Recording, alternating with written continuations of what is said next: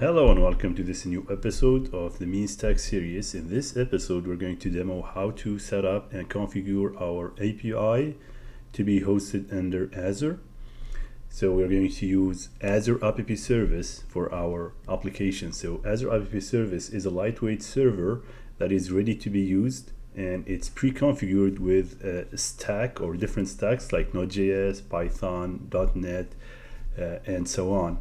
In our case, we're going to rely on Node.js, so we're going to set up our project and deploy it into the Azure App Service using Visual Studio Code. And it's going to be very, very simple. So just tune in and you will see how simple it is to deploy an API or an Express API into Azure. So if you don't have an Azure account already, you can go ahead to azure.microsoft.com and then you can start for free. So I'll give you $200 free credits from Azure, and you'll have access to 55 plus service for free, popular service for free for 12 months. So you'll have enough money and enough services to run some application or some testing application. So we're going to start by configuring our Node.js application or Node.js API so that we have the entry point and we have it ready to be deployed in production. So we're going to go back to our Visual Studio Code, and here is our application, like last time.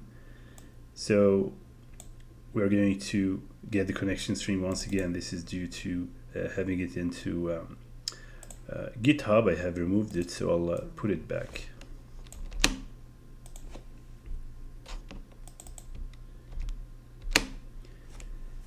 Configure our application for production or to have an entry point to our application, we just need to create a binary folder, and under that binary folder we'll have a www file that will contain the configuration of our application and the startup script and so on. So in order to do that, you can either manually take it from any other application or go to the Express JS website to see how it works or how it gets generated. Express actually provides a way to configure or to generate that binary file for us. So it's called Express Generator. You just Google it and then you go to Express. Then here you have to install it globally. And in order to create an application, you just have to say Express and then the name of your application. That's it. So in our case, we're going to use the generator to generate the binary file that starts as the application, and we're going to use that file, copy that file and put it in our application, make the necessary changes into the package.json since we didn't have it in the beginning, so we didn't use this Express generator, so we have to do it manual right now. If you did use the Express generator in your API, you don't need to do this, but this is necessary or mandatory for the guys who didn't use, let's say, the Express generator and just relied on generating a regular Node.js application. So we're going to use this script. First, you need to install it. So I'll take that script from there, the installer. Then I'm going to install it globally. So I'll just open the terminal, install that globally. It will take a couple of seconds. Then once installed, I can navigate to my backend folder and then create an application. So I'll just use Express to create the application, Express generator, and create any application. So I'll call it my app and then I'll delete it later. So it's actually already generated. So if I check my app, you will see that I have a binary file, which is www, and that file contains all the necessary configuration for our application to run. So it will use the env port if it's available, otherwise it will use a 3000. So in Azure, we need to configure so that it uses either the environment port, which is 5000 by default in Azure App Service, or it will be just 3000 in case it doesn't exist in your environment or in your deployment environment. But usually in the deployment environment under Azure, the port is 5000, so it will work. Now we're going to copy this file. Either copy the binary and just dump it into the binary or your backend, or you just copy the content and recreate that. So I'll just take it as is and then dump it there, and I'll remove my app so I don't need it anymore. It's just to generate that binary file for us. So now my binary should work fine, so I have to make some changes there. So like the APP and the entry point. So of course, my app is called backend, so I'll just take it and dump it into the binary here. And it's server, then the entry point is app, so that's fine. Let's see if our application runs well. Of course, we need to export our application here so that the binary here can take your app. So we need to export it from the app.js. So we're just going to say module.export and export the application. So it's module.exports equal to our app. That's it. Now we need to change the package.json first. We need to stop the running server, and then we're going to change the package.json so that it uses that a new binary file, not going to or the new binary the new binary file actually. So in order to do that, you just need to start set the start script to be node bin and then the ww file, so that it starts the application from that file. That's our entry point. And when hosting the application or deploying the application under Azure App Service, it will use that same entry point. So we're going to run our application to test that it works well. So we just say npm start, and the server is successfully port is already in use. We need just to make sure that the port is not in use by anyone else.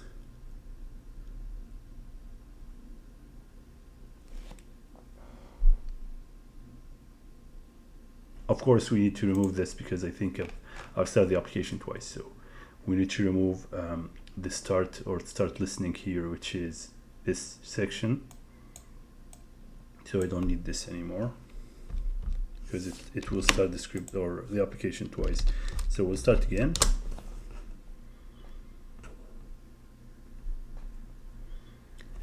That's it. Now our application should run well, so we can always test that it works. Actually, we're just going to go to localhost 3000.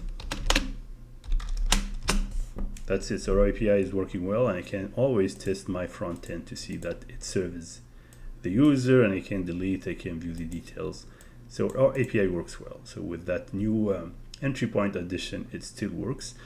Now we're going to go to Azure and make sure that we are connected through the Visual Studio Code. So you just need to install this extension if you didn't already. So just go there and say Azure, and it will give you the extension that you have to install. Once installed, you will see it here on the left side. So when you open that panel, you need to sign up or sign in. If you don't have already an account with Azure, you have to sign up for free, of course, using the link here, which is azure.microsoft.com. So you create a free account. Then once your free account is set up and all good, you can just come back here and say sign up to Azure, and it will ask you to allow to go to Azure. Then you select your account. That's it, you're signed in. Now once you're signed in, you'll have your subscription. If it's a free subscription or if it's paid subscription, you will see it there.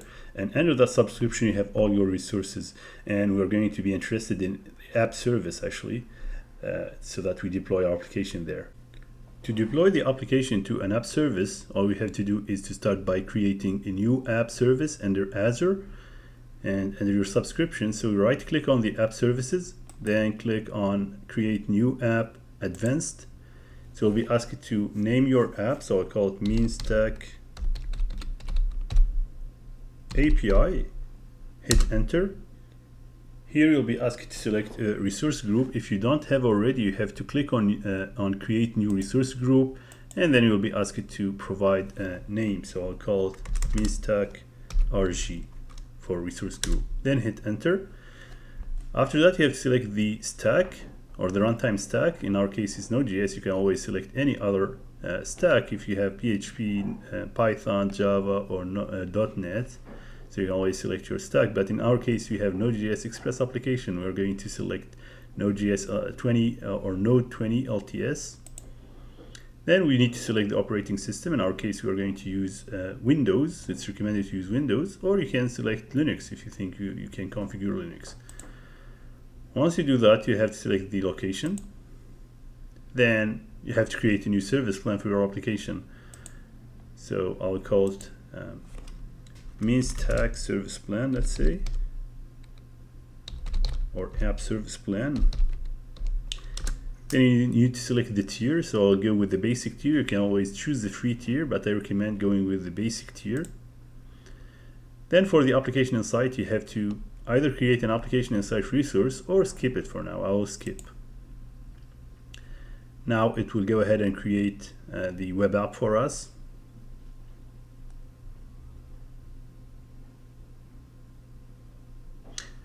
So normally you'll receive this error, and it's actually regarding the operational insights. So you need to register the operational insight, or do the permission, or grant the permission for your subscription to use the Microsoft Operational Insight under Azure. So to do so, all you have to do is you go to your portal. So portal, then you log into the portal, sign in.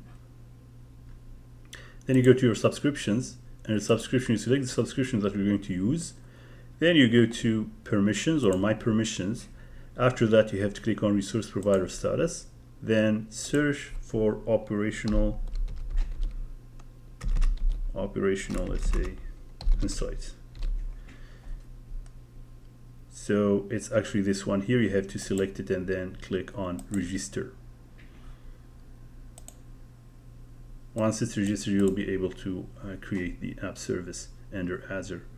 So we'll wait for it to finish, and then we're going to come back and create our app service. So now our operational insight is registered. We can go back and create our new application.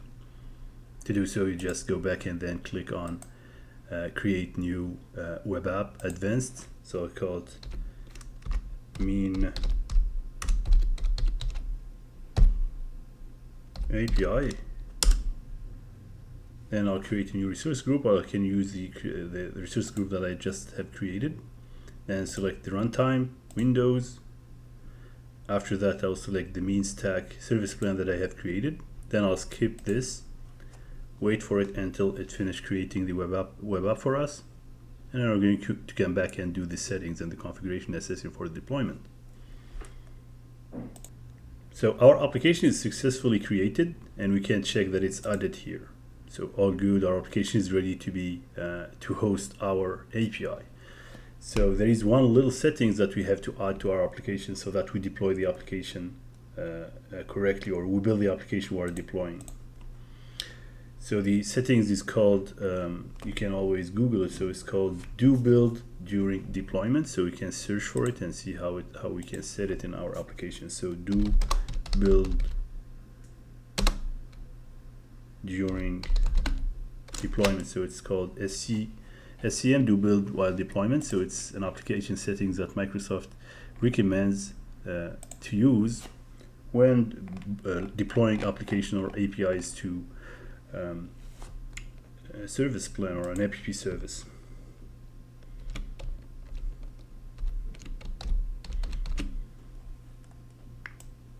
So it's this setting here.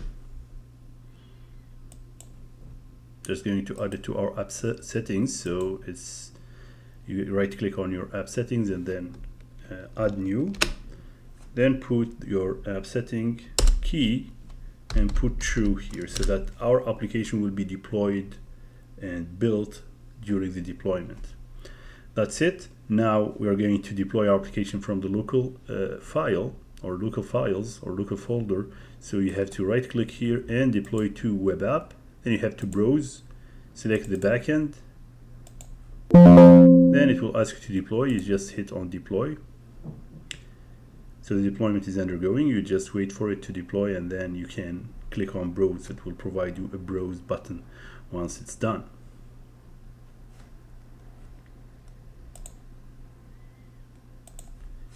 Now that the deployment is done, we can always click on browse website to see the website, or we can go to Azure and browse to it from there, or browse it from there. So you go to Azure, then you go to resource groups. You will see that your new resource group is added. Then under that resource group, you will have all your resources.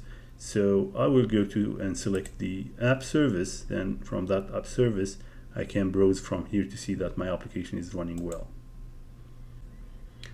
Now that our API is running under this new link, I can always test it using Postman to see that my application actually, or my API, is working well. So I'll just copy this link and then go to Postman, create a new GET request, then select API customers to see that it returns the list of customers for me. That's it. So I have only one customer. I can check it always in the back end or in the front end, so I can see that my customer is already there. I can always create new customer here to check that it adds actually.